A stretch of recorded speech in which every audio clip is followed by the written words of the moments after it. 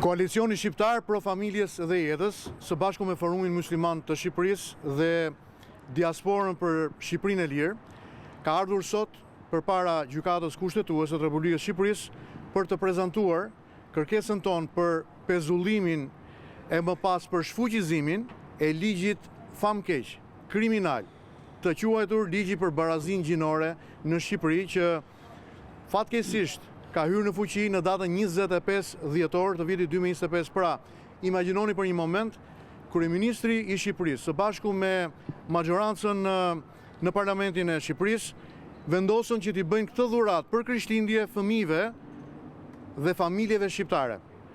Ligjin për barazinë gjinore. Në datën 25 dhjetor, kjo ishte dhurata e kësaj force qeverise për Shqipërinë dhe shqiptarët. Për arsye që tashmë ju i dini, për arsyet që ne kemi thënë dhe vjojmë të themi, që ky ligj është ligji anti-njeri, anti-familje, anti-zot, anti-liri, ligji që na kthen mbrapsht në kohë tek ligji për agitacion propagandë, ligji që pezullon kulturën, është kundër kulturë, është marksizëm kulturor. Nuk është një ligj shqiptar, për hir të vërtetës, është ligji i cili vjen nga lëvizja globaliste e ekstremit të majt. Pra, ekstremi i majt sjell këtë ligj në Shqipëri me synimin e vetëm për të shkatruar familjen.